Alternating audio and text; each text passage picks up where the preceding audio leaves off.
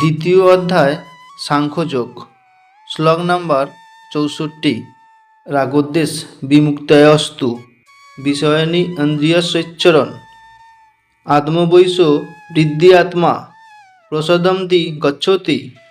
সংযত চিত্তে মানুষ প্রিয় বস্তুতে স্বাভাবিক আসক্তি এবং অপ্রিয় বস্তুতে স্বাভাবিক বিদ্বেষ থেকে মুক্ত হয়ে তার বশীভূত ইন্দ্রিয়ের দ্বারা ভগবদ্ভক্তির অনুশীলন করার মাধ্যমে ভগবানের কৃপা লাভ করেন। ইতিপূর্বে ব্যাখ্যা করা হয়েছে যে কিছু কৃত্রিম উপায়ে বাহ্যিকভাবে ইন্দ্রিয়গুলিকে সংযত করা হলেও ভগবানের দিব্য সেবায় তাদের নিযুক্ত না করা পর্যন্ত প্রতি মুহূর্তেই পতনের সম্ভাবনা থাকে। যদিও ভগবানের ভক্তকে আপাত দৃষ্টিতে ইন্দ্রিয়পরায়ণ বলে মনে হতে পারে, কিন্তু ভগবানের প্রতি নির্মল ভক্তিলাভ করার ফলে ইন্দ্রিয়পরায়ণ কার্যকলাপের প্রতি তার কোনো আসক্তি থাকে না। ভগবানের ভক্তের একমাত্র চিন্তা হচ্ছে কিভাবে তিনি ভগবানকে তুষ্ট করবেন। এছাড়া আর কোনো বিষয়ই তিনি চিন্তা করেন না। তাই তিনি সমস্ত রকমের আসক্তি ও নিরাসক্তির অতীত। শ্রীকৃষ্ণ চাইলে ভক্ত অনভিপ্রেত অনেক কিছু করতে পারেন, আর শ্রীকৃষ্ণ না চাইলে তিনি তার নিজের প্রীতিসুলভ বাঞ্ছনীয় কর্মেও পরিত্যাগ করেন। তাই কৃষ্ণভক্ত কেবল ভগবানের নির্দেশ অনুসারে তার কর্তব্যকর্ম সম্পাদন করেন বলে তার নিজের কার্যকলাপ নিয়ন্ত্রণ করতে পারেন।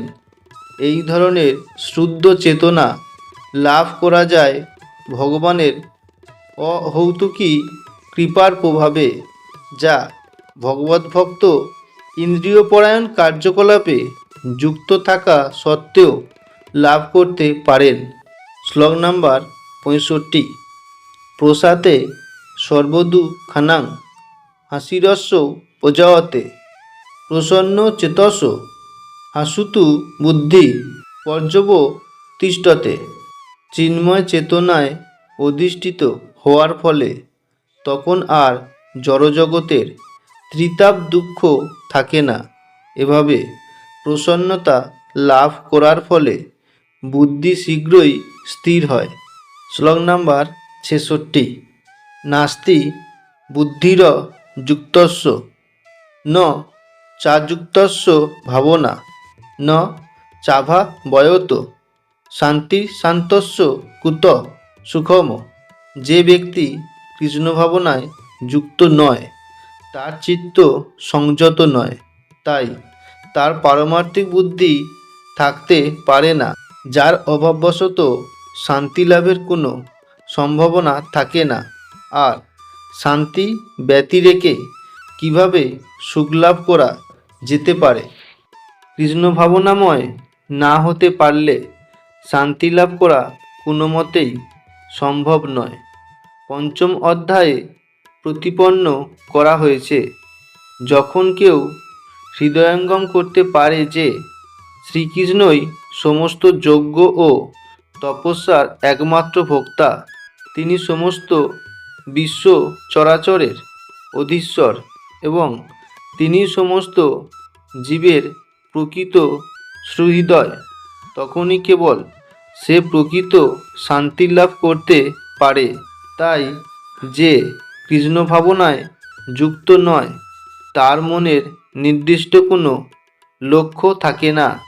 নির্দিষ্ট লক্ষ্যের অভাবেই সমগ্র অশান্তির কারণ।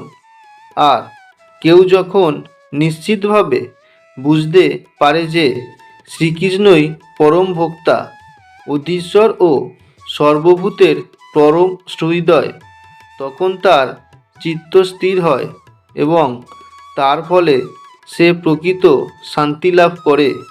তাই শ্রীকৃষ্ণের সঙ্গে সম্বন্ধরহিত হয়ে যে জীবন অতিবাহিত করে সে যতই বাহ্যিকভাবে শান্তি ও পরমার্থিক প্রগতি দেখাবার চেষ্টা করুক না কেন, সে সর্বদাই দুঃখ ও দুর্দশায় পীড়িত ও অশান্ত। কৃষ্ণ ভাবনামৃত একটি স্বপ্রকাশিত শান্তিপূর্ণ অবস্থা, যা কেবল শ্রীকৃষ্ণের সঙ্গে সম্বন্ধ স্থাপন করার মাধ্যমেই লাভ করা যেতে পারে।